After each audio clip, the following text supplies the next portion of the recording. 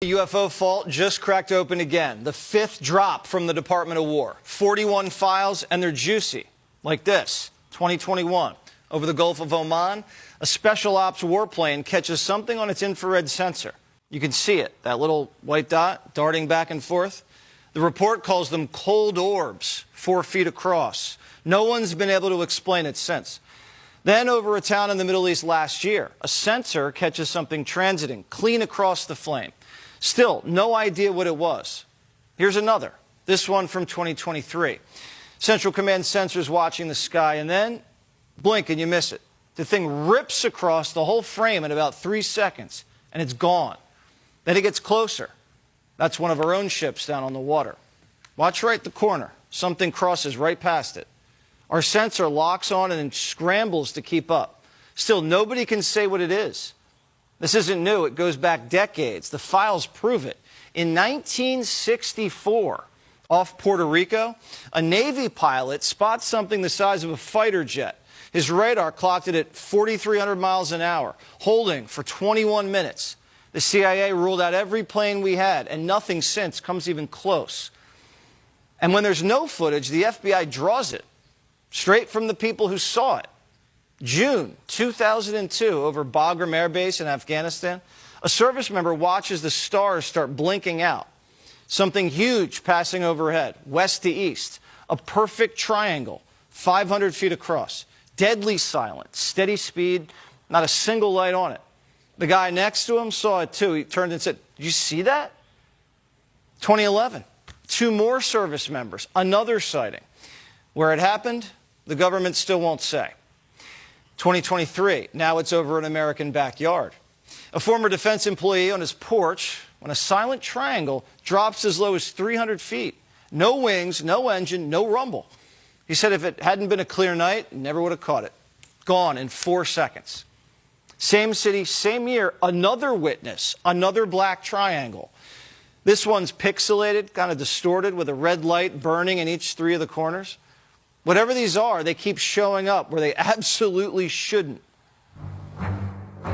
We've had repeated instances of something operating in the airspace over restricted nuclear facilities, and it's not ours, and we don't know whose it is.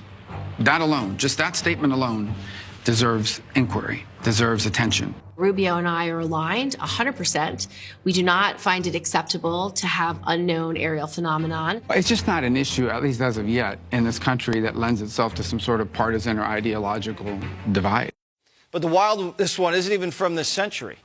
1963, Brazil. A metal sphere crashes down in a small town, blasting a hole 13 feet deep. Thick glass windows, big enough they figured someone was flying it. There was supposedly a body inside, a dead crewman in a heavy suit marked with symbols nobody could read. Wild enough that our embassy fired off a cable to Washington, and State and Pentagon and NASA all started chasing it for 6 days. They never found the sphere, never found a body, never found a witness. One local newspaper ran it under the headline, "The airship that wasn't there." Strange. And that's just one dump. There's plenty more where that came from.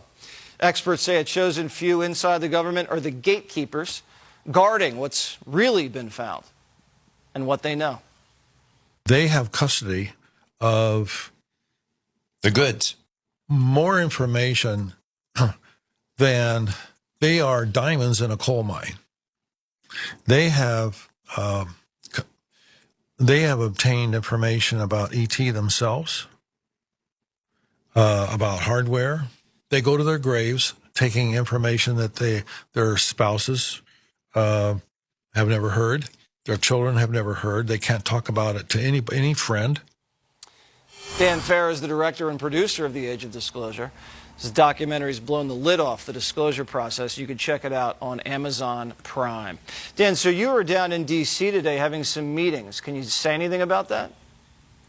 Yeah, look, this tranche of evidence released today, it notably includes numerous reports of large triangular-shaped UAP over sensitive military sites, witnessed by credible military witnesses, people who we trust with a lot of power.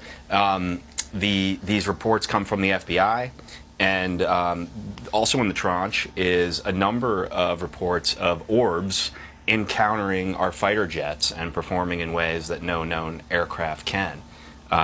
There's a lot of significant UAP evidence in this tranche.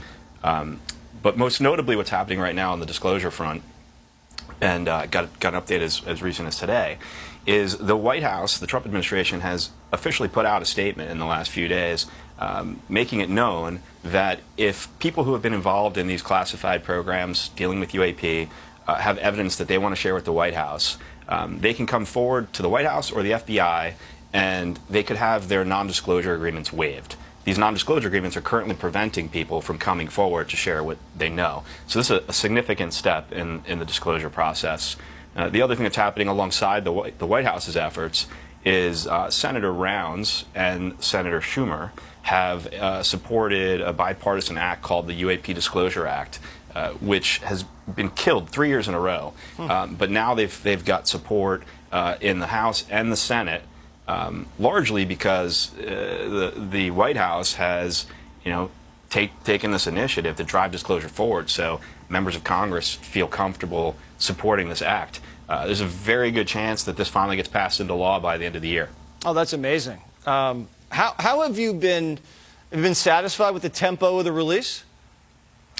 Look, I think this is a rolling disclosure process, not by choice. It's a result of the circumstances. The White House has had trouble getting access to the evidence that is held within the federal agencies and branches of the military.